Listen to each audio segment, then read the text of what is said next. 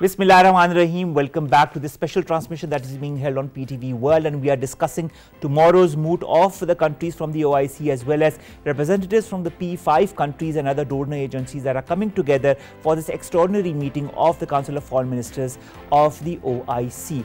The topic is Afghanistan, how to move forward, what needs to be done, what consensus needs to be taken in order for Afghanistan to come out of its current crisis that it is embroiled in, the humanitarian and the economic crisis.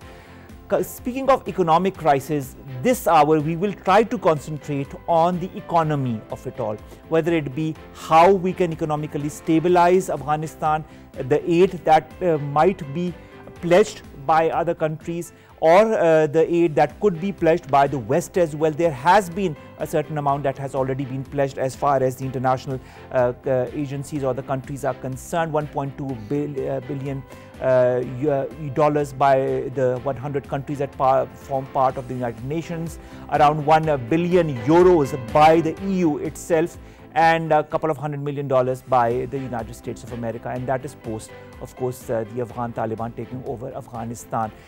How should we move forward as in order for Afghanistan to stand on its own 2 feet economically, and of course give the aid in a proper manner at the right time before it's too late? Let me introduce my 3 guests that are here to further elaborate on that aspect. We've got guests on my left and my right, so let's begin with my 2 guests that are on my right. Mr.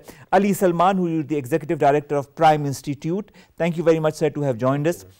My second guest on the very right is Amir Zafar Durrani Saab. You're the president of Re-Energia, and you've also been associated in the past with the World Bank. So, of course, your point of view would something I'd like to look forward to. Thank you very much to have joined us as well. And last but not the least is Dr. Waqar Ahmed. You're the joint executive director of the SDPI. Waqar, it's a pleasure to have you here for this part of the show.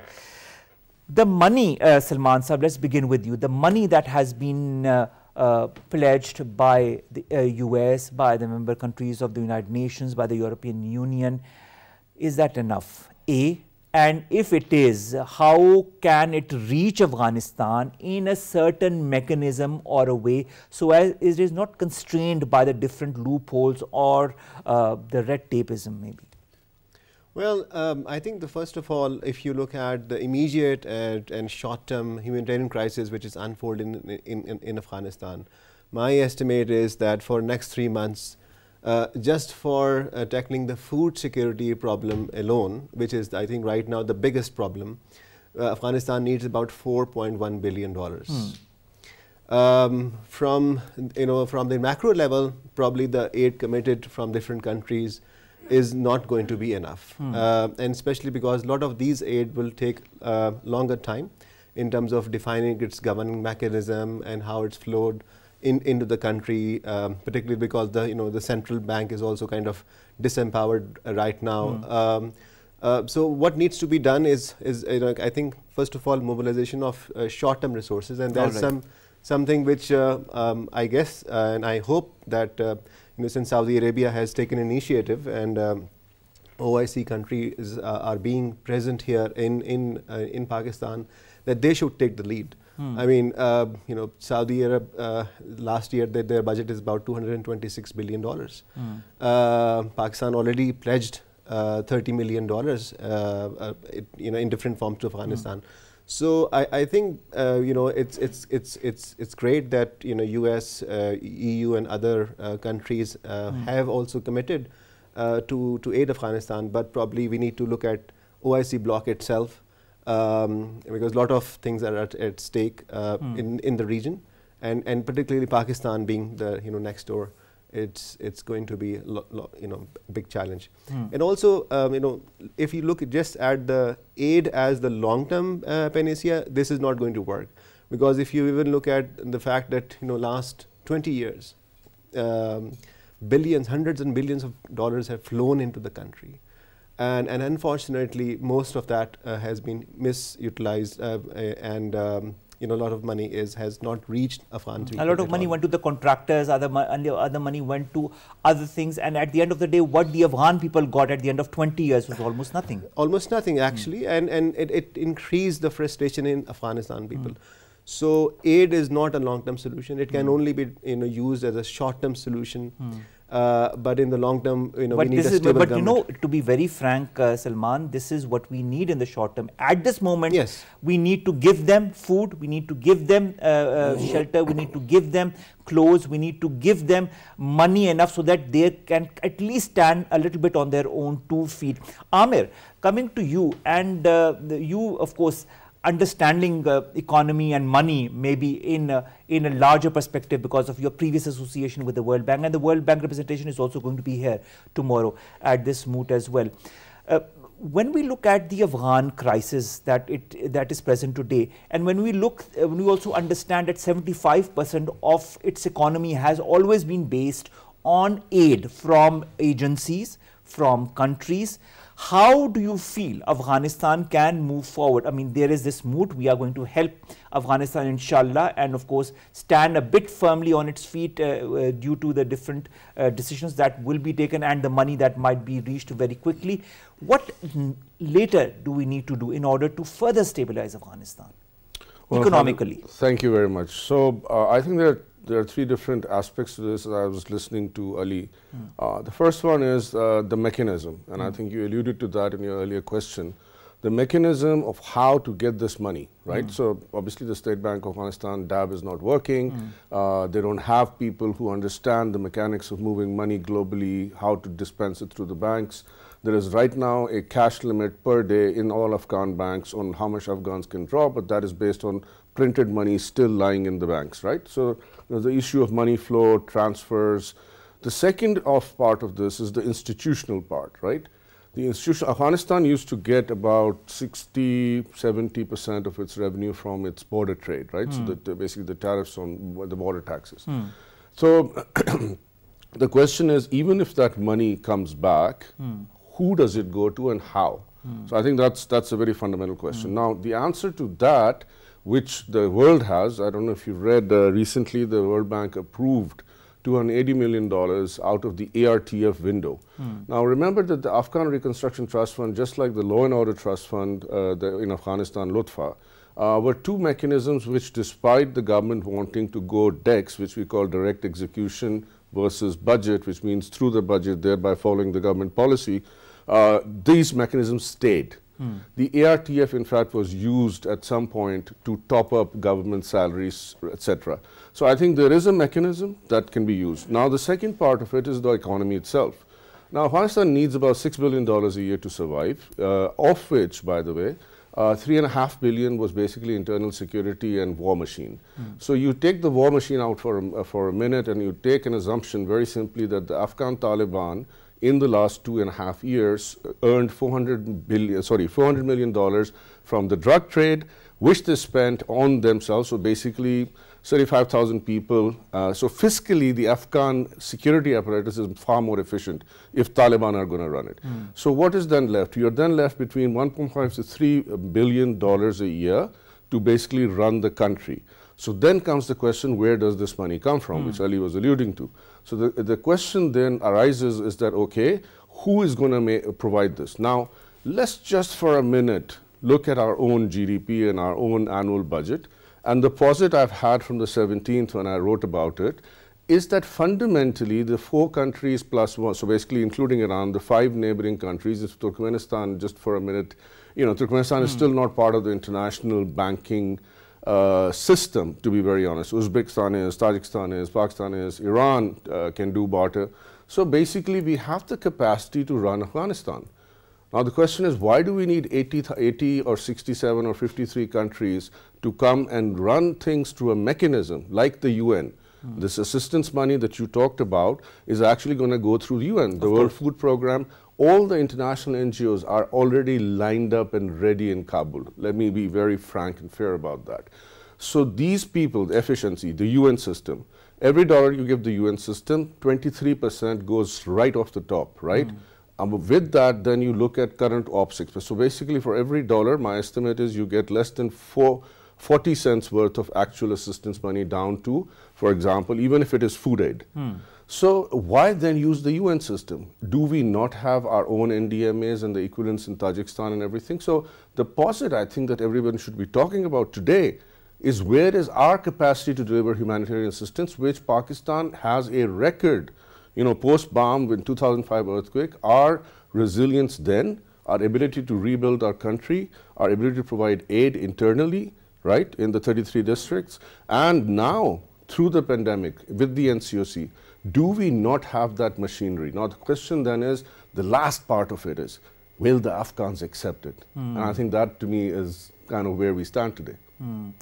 Will the Afghans accept the money, the aid that will be given by the different countries? And if that aid is kind of linked to certain conditionalities, as we see also that the 9.5 billion US dollars that are currently frozen by the US, because they are linking it to certain preconditions that the Afghan Taliban government need to put into place. Now, do you feel that the aid that will be given by the OIC, I mean, there is a short term and then there is a long term aspect to it all. Short term, there might be certain dividends that come out of it as far as the Afghan current situation is concerned. It might come out of it, but in the long run, it still needs to sustain and maintain itself. How to go about it, Waqar? Yeah, so I think there are three aspects to this. One, of course, is the short-termism here. And of course, Taliban are being pragmatic here. They're going from pillar to post. They have met the US. They have met all parties, in fact, trying to really let them know that things on ground are really grave and we have an intent to work with you and move forward. But having said this, I think all of us really know, and they know themselves, that they don't have the HR in place to manage the aid. These are large sums of money we are talking about. Their civil service, the Afghan civil service, hasn't been paid for months. They're really demoralized at this point. So that's a key crisis at this point, that who's going to manage this aid, and that sort of brings me back to what Amir Saab was very rightly saying, that there is so much leakage in the usual aid management cycle that we have. But the current reality is that Taliban themselves, or the Afghan administration themselves, their own HR, of course, has to be in place very quickly. If one has to say that, look, we need to have alternate aid disbursement mechanisms, or where neighbors have a greater say. That's one. Second is your other part, which you were just discussing with Amir Saab and Ali Saab, which is the medium term. In the medium term, you're really looking at economic development in Afghanistan from three lenses. One, of course, is how do you bring growth back into this economy? Whether it is through aid, through trade, through other measures, for example. Second, really is to work on the social justice aspect, that whatever the dividends from early economic growth, or whenever the economy sort of picks up, there is some level of equity so that the dividends are not just shared by a select Afghan elite, which is what has happened in the past 2 decades. We have seen it. You just talked about the contractors. So the elite in Afghanistan has really gained. But we really need to see that now it's a different regime, and the dividends should go really to the bottom of the pyramid. And third is really the world, the contractors, those who are involved in the economic growth space, they need to look at Afghanistan beyond the natural resources.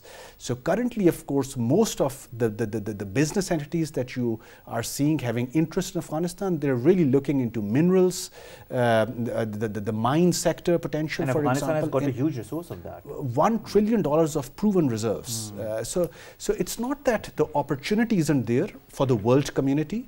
The delegates who have come over here, for example, there is a vast opportunity in engaging with Afghanistan, and I think it is that opportunity in crisis that this OIC summit should bring out. All right.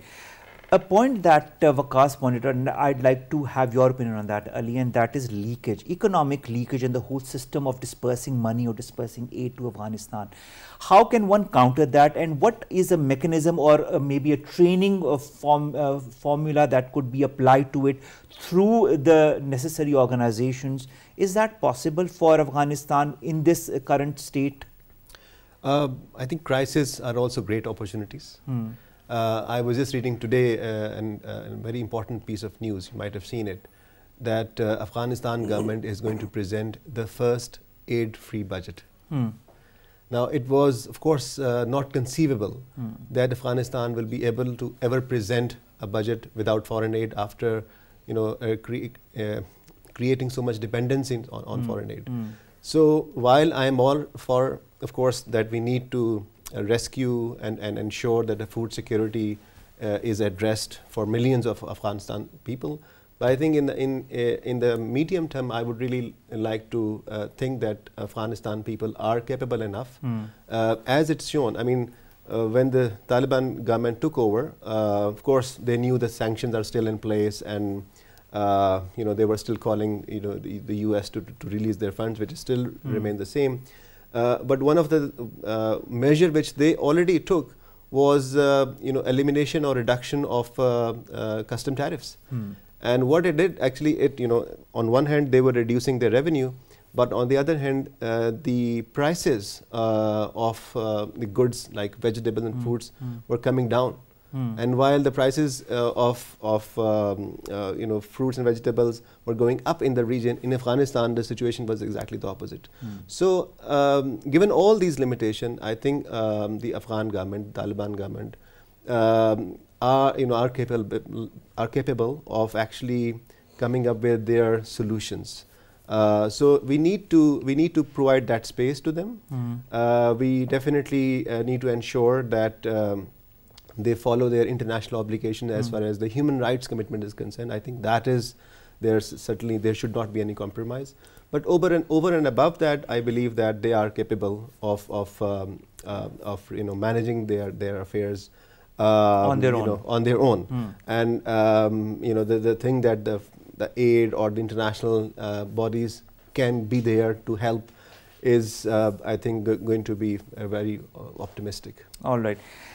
Well, Ali seems quite optimistic. Amir, coming to you, you talked about different facets of the Afghan economy, some of those which will not be acceptable to the West, let's put it very bluntly. But in this current state of affairs that we see Afghanistan in, and the pledges that are being made, or at the other hand, in parallel, the different preconditions that are being put by the West, which is the economic mechanism that would work the best, the solution that could work the best in the long term? I don't want to know about short term, because short term we might come to a solution tomorrow, but what about the long term? What happens next year? What happens next winters if there is no continuation of aid by the other agencies? And we know very well that the Afghan economy, 75% of that has been run by that in the past. How can this current government move around in a manner economically that would preserve its sanctity and would also stabilize it? Well, I think that's an excellent question. So I'm going to, for a second, before I answer this, qualify by saying I, for a moment, believe what Ali says. Okay, so having never been to Afghanistan in the last 3-4 months, but having lived there for 9 years, post 9/11, I think I can talk about the economy from a very different perspective. Number one, what is the long-term sustainability of Afghanistan as an economy? 14% arable land, right, of which barely 7% is usable. Let's get that round. 600,000 square kilometers of area, which is 2/3 of Pakistan, the size of Somalia, with no coastline. Yes, 1 trillion USGS services have proven reserves.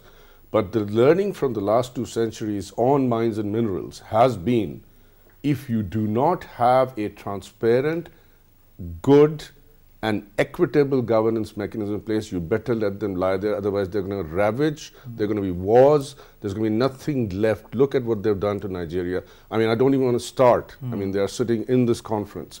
So what is the viable economy of Afghanistan? So let's go back then and look at it. Yes, there is some agrarian output, but the Afghan economy really is a thoroughfare economy. This is an economy that's going to run basically on things moving back and forth through Afghanistan and the services Afghan will provide to them. How does that happen? That happens only, if you remember, everybody, they used to have a conference, I still go, it's called the Heart of Asia Conference. Of course. Now the second part of it, which is, yes, Afghanistan does have a crop. And the other aspect is, wheat in Afghanistan starts growing, because from Helmand, from there, all the way up to Badakhshan, over a 6-year period. So if you look at the problem with Afghanistan is, for example, it's not that it is not self-sufficient in wheat. it just doesn't get the wheat, number one, at the right time, and number two, it's unable to transport that wheat to where it's needed. That's why they buy Uzbek wheat from here, they get Pakistani wheat from here. So, you know, and the Uzbek wheat is actually coming from Kazakhstan. So, realistically, what are their left choices? They grow drugs. They grow poppy, they grow opium, they grow marijuana. But you know, this is not exactly the 20th century. We are now in the 21st century. And a lot of what used to be frowned upon in terms of industry, we need to reopen and maybe gift the Taliban, the government, the 2004 Senlis report done in UK, which said that if you allow Afghanistan to legitimize and formalize its drug trade, it could actually support Afghanistan, right? So the thing is, today, as we go forward, transport, services, and legalized drug trade. These are the things that are going to be the hallmarks, the pillars of bringing Afghanistan economy up. But herein lies a huge twist, and that is when you talk of drugs. I mean, this is something that the United Nations might not agree with. This is something that a lot of countries in the West might not agree with. Although there is a certain legalized use of marijuana that has now been put into place in some countries in the West. Exactly. So what I mean to say is, how can one come to a middle ground? I mean, you know, I can understand that legalized form of drug trade on the in the huge market that Afghanistan could prove to be would not be acceptable to a lot of organizations and countries in the West. But how can there be some kind of a leeway in between? The leeway, again, as we said, I mean, border tariffs, Afghanistan were always lower. The weighted average tariff, the mean tariff, whichever way you want to look at it, was always lower than Pakistan. I think Waqar can vouch for that. They lowered it down to 9%, while Pakistan's average was coming at 16%. So what they've done post is, if you go to Nangarhar today, as of 17th of August, Nangarhar had already issued a 40-item list, which is basically the essentials they get from Pakistan. They had actually increased tariffs on that. Please, mind you, we have proof of that. So what are they really trying to do there? They are also very, very serious. They understand that they have some... So two things we learned in August, right? That some of the Taliban factions were prepared. They understood the economy. So that's why Nangarhar, you know, Nangarhar Customs, the Gumruk there, is known as one of their biggest money makers, right? So on one hand, they seem to be aware of that. Second, Afghans do one thing. They transport, they buy, they're great indenters. The rest of it is just about transport and travel. If they open up their borders and they create that situation, now even that medium to long term doesn't look plausible. Look at what's happening between Tajikistan and Afghanistan right now. We don't see that happening. So really, I mean, if you want to stay away from the doomsday scenario, the first 10 years of Afghanistan is really Afghanistan, and please don't mind my saying this, living basically in a brotherly common budget relationship with its 5 neighbors. If that can happen, and it is not called aid, because that what we will be giving as part of the budget will enhance our economy, because our access to Central Asia, our access to Moscow, whether it be for connectivity or for our potatoes or onions or our clothing complementary markets, that's going to be provided by Afghanistan. No matter what you said today, I have been a transporter, you cannot use the Khorgos route, go up through CPEC as efficiently as you can jump in a truck and just go across, and either you want to go to Tajikistan or to Uzbekistan. It's just very easy. So, you know, this is a win-win for Pakistan. All right. Or should that be also on the agenda of discussion, Waqas, common budget or other mechanisms, alternate mechanisms, in order for Afghanistan to stabilize itself and not rely on aid as it has been in the past? And also, when we come to leeway tariffs, as Amir was also pointing out, do you feel we could also move ahead in such a way that that could also be streamlined in the benefit of all parties concerned? Absolutely. I think this is something which should come out of the OIC summit.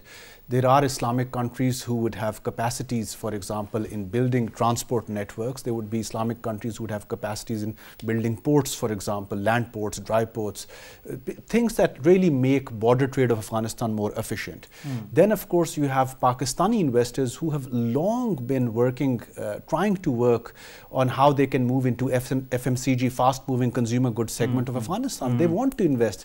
They have preparedness. I think even just 2 weeks back, we had a dairy company in Pakistan trying to ask the government whether they can invest or not. It was the government of Pakistan which was afraid because of FATF, that look, we are just being cautious over here, we are just coming out of FATF. Any cross-border investment flow, legal investment flow should not be seen in a respect which should sort of cause FATF to raise their eyebrows, you know. But I think this is what the world community needs to realize, that models in which the neighbors can help or Islamic countries can help are possible. Investment model, FDI models, cross-border partnerships are possible, but for that you really need to allow the formal finance to flow to Afghanistan. Currently there are genuine barriers because the regime is being seen with suspicion, and this is really a regime which is I mean, on its knees, and still it's being seen as suspicion, you know. And why this heightened suspicion? Is it just because they are Afghan Taliban? Is it because of their past? Why? I think a mixture of both. That's what I was about to say. That the past, of course, is a perception, and that perception over time becomes a reality. But I think they themselves have been engaging with the foreign governments, which they hadn't done in the past the way they are doing now. And I think that should give increased confidence, if not to the West, at least to the big powers in this region. I'm specifically talking about Moscow and Beijing, who should at least expedite their efforts. They are also going to be here, their representatives. Of course. And if I can be candid, their interests should not have or should not be limited to just pushing US out of the region. That's the point where the homework should actually start from, you know. And if they don't do this, really, you are creating an environment where this void is really going to put increased pressure on the Taliban, on the new political regime, which is going to really continue to heighten the security, law and order risk. It is a weak regime actually means that their writ would continue to decline. So the big powers in the region who are there, who understand the political economy, now sort of need to move fast. That's one point. I think the point that we are really not discussing over here is that this is a young country. And nobody really is talking about the youth of Afghanistan. You really don't want to see one more generation literally going through what the previous 2 or 3 war generations have gone through. They have matured, and now you have them telling the next generation that you don't need to live in this country. You don't want another time, you know, like that. So I think that youth engagement strategy should also be discussed at this summit, that these countries need to engage with the youth. You don't want increased economic migration out of the country, because ultimately then they have to run the country. If they are not there, then the fears of Amir Saab would actually become reality, that it will be the UNs running the country. The UN, in your point of view, Ali, or any other organization in the near future, should it be given the reins to run a country like Afghanistan, or do you feel that the country should be given, the reins should be given and continue to be given to the Afghan Taliban government? And despite it being a new country, an emerging country, as Waqas pointed out, that we should give it the time to kind of re-emerge from the decades of turmoil that it has been confronted with? Well, before I answer this question, let me just make a follow-up observation on what Dr. Waqar was saying about the youth engagement. And I think let's also admit the reality that this already happened. I mean, post the fall of the last government, we have already seen massive exodus of especially teachers, engineers, outside, to other countries. Yes. I know many friends who have left everything back in Afghanistan, and now they are in Europe and US. And so that is unfortunately already happened. And so that definitely calls for filling up those gaps in terms of the capacity. But by and large, coming back to your question, I believe that we should really trust the Taliban government to deliver. All right. OIC countries and other countries should use their contacts and leverage and pressures to ensure that there are no human rights violations. So I think that is the point where there should not be any compromise. Over and above that, we should really leave the country on its own. provide proper aid when it is needed. But you know, look what has happened last. Even if you look at Afghanistan history, most recent history, that has already been tried. Different countries have you know tried to sort of capture, occupation forces have been there, but that has not really worked. That has only created more chaos. That has only weakened, of course, Afghanistan's you know people grip on their own government, and so so we need to ensure that that is respected. We need to ensure that their own understanding of the government and administration is respected. I gave you an example that already this year budget they're presenting is without aid money. Yes. So that's a big thing. Perhaps an example for Pakistan also. So that, you know, if a country like Pakistan, Afghanistan can present a budget without aid, why can't we? All right. And so so we will, you know, hopefully Afghan people will come out of this crisis. But obviously, this is, I think, this is important that we should have complete trust on their All right, capacities. complete trust, Amir. In this whole era or arena of voids, of barriers that we've been discussing during the course of the show, and the need for capacity building, can we leave the reins to the current government, or do you feel there needs to be a mechanism evolved by the OIC maybe, or a sister organization, or the UN to give the reins to the Afghan Taliban in the long run, but maybe teach it how to run the country? What's your take on that economically? We'll stick to it economically, but I think here it has to be the political economy, as Ali is saying. Look, I think my article is there in September's Global Village Space, complete detail on, and I agree with Ali's point, 100 times, because what I said is, look, there are people suffering all over. There are 1 billion people without electricity in this world. So for a change, learn from the mistakes we've been making. Stop making this your backyard. Stop making this the proxy war country for the big powers. Yeah. Stop doing politics. Stop being their foreign minister rather than, you know, serve your country before you think of Afghans. Now, and that coming from a man who's a third generation Afghan, my grandfather is Afghan. Look at the fact that basically if you see what happens to Afghanistan then, from an economic standpoint, two countries in the world have done it. One is Iran and one is China. They're both completely shut off, closed, introspected, blah, blah. Let's forget China for a second, because people just don't remember the China that I remember of the 1970s, of Chou Enlai in those days. But, you know, let's talk of Iran. All right. It's a next door neighbor, right? If you go to Iran right now, to be very honest, Iran has had its exodus of Iran haters from Iran. They have left Iran. There's a very little set of people left there. Is Iran industrious right now? It is. Is Iran doing things okay? Maybe not, because it's not yet linked 100%. It has to always jump over some indirect mechanism to trade. But Iran's doing fine. It makes its own car called Khudra. It's 100% made in Iran. It is of a better quality than any car that I've seen in Pakistan at that level, right? So I'm just going to give you this example that what happens if we leave the Taliban alone? Well, I think nothing much will happen. But then three things have to happen, actually two primary ones. The first is you have to really, it's a bit like raising a child. You have to basically be cruel. Right. You have to shut borders with this country. I'm going to be very straightforward. That's what Tajikistan has done. That's what the Turkmens have done. And Iran, to a lot of extent, has done. That is the one reason why what Ali is saying is right. There were 50,000 cars parked on the 19th of August. If you went up and looked at Google Earth, they're all saying, oh, we've come to, officially we've closed our border, but, you know, everyone is coming and visiting relatives. And he's absolutely right. I went to Dubai, half the place is full of Afghans. Now, that gives me two things that I think are very important. The first is internal cohesion within the Taliban government.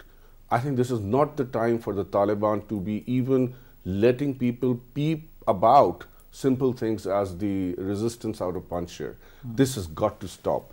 We do understand what's going on. It's time to stop playing games inside another person's country. And I think that we need, now the Islamic angle of it is the second part. So right, within the Taliban, they're going to fight, What we have to do is, while that infighting happens, we seal our borders. This is just straight outright, right? Humanitarian assistance, we seal our borders. Every country does it. You know, we cannot be different to them, right? Second part, that once that they go through that, if you then look at what is going to emerge, the youth, honestly, skill level per capita, we had a report in 2018 called the Economic Intrinsic Value of Afghan Refugees. This was to Michael Sempler and also our dear friend Musharraf Zaidi, myself, and we discussed what is, because at that time, people were wanting to be going back. Now, what were these people going to do? Look at what the Afghans do in Pakistan. They are your high-end worker or your extremely low-end worker, right? So the people who are in the refugees are your refuse collectors, whatever. They run that entire business out of Quetta. But then the high-end are in the design business. They are in designing computer-aided, AI-based intelligence. So the Afghans youth are quite skilled. I mean, of 100 people in Pakistan, I think there is more per capita skilled Afghan youth available.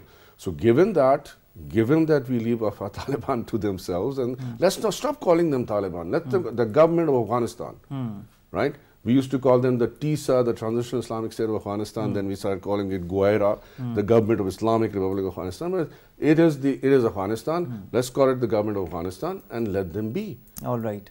All right. Let me just make one follow-up observation, if you allow me. I think when we're talking about trade and investment, one thing which we haven't really discussed, and we should perhaps, if the time allows, is the role of sanctions. Right? So when we talk about economy and when we talk about economic opportunities, I hope but that is what Afghanistan is currently OIC facing. Summit sanctions here gives a very clear message to the world, including US, including multilaterals, that you cannot solve the crisis while the sanctions are on. While you are keeping their reserves with you, you can't expect just the aid to do the trick. I can see the smile on Amir's face, but I'll take that point of view from Amir. But Waqas, under the current regime where sanctions are imposed on Afghanistan with certain preconditions that have to be fulfilled by the current government before those sanctions are lifted, how is that going to, in the short term or in the long term, affect the neighboring country of Afghanistan, despite the pledges or aid that will be coming, inshallah, with this OIC summit that is happening tomorrow? I think very important question. I think it's already affecting the neighbors, and you can readily see our finance minister, who has recently come out and actually accepted that a large part of the reason why the dollar value vis-a-vis rupee has been under pressure is because for Afghan import needs, the LCs were being opened in Pakistan. And you can't stop them because they have Afghan relatives living over here who can, of course, order. And then, of course, personal baggage is allowed as well. They have been buying from the curb, they've been buying from the open market, and that sort of puts your own supply of US dollars, or for that matter, any foreign currency in Pakistan, under pressure. And that translates into an inflationary effect as well, which a Pakistani consumer has to bear. So essentially, yes, those sanctions come down to affecting the neighbors. But having said this, Pakistan is being extremely careful, as I said earlier, in the backdrop of FATF. And we have already done what Amir Saab is talking about. We have not stopped our fencing, which we were already doing, to stop the informal trade, to keep illegal trade under check, for example, including narco and other things, Fencing is still continuing. Having said this, there is an effort to really convert the way they have been doing trade with Pakistan for centuries, which is to really force them to do it the formal way now. So Pakistan has opened additional border points. So you have not just, it's not just Torkham and Chaman now, you have trade open for Afghans at Ghulam Khan, at Angurda and at Kalachi. So, and we are bringing in greater border-related, trade-related border infrastructure over there under Pakistan's single window initiative as well. But of course, for this to happen in a sustainable manner, Pakistan also needs to be helped by the international community.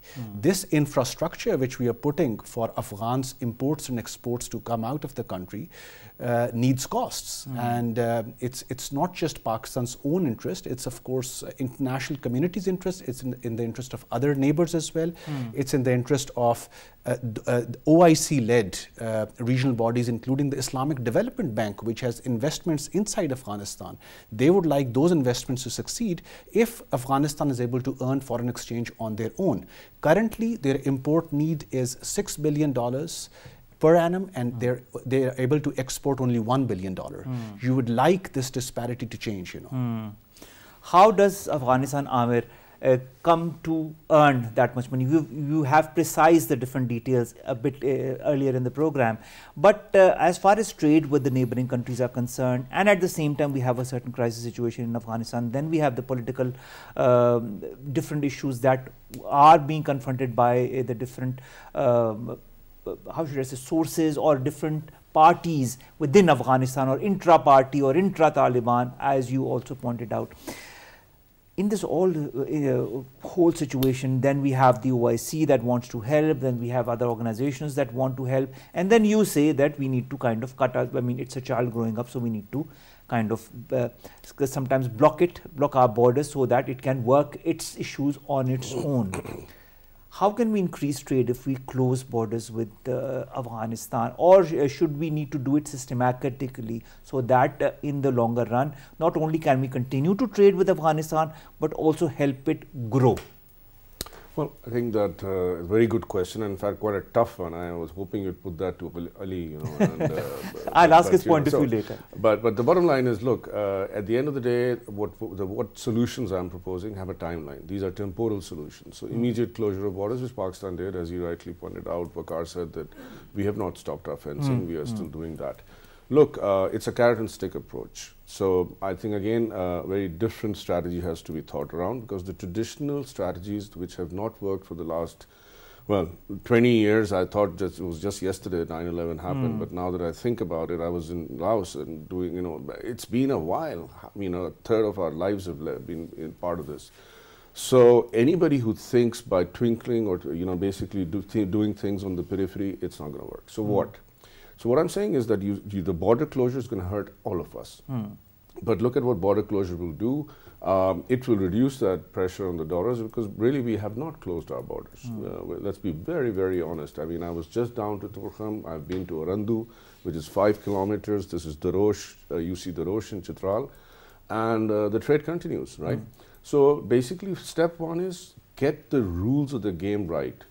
And number one, please do not hesitate in recognizing the present government, because if you don't, and tomorrow some evil power that you don't like decides to do that, you are going to start scratching your head and saying, why didn't I do that?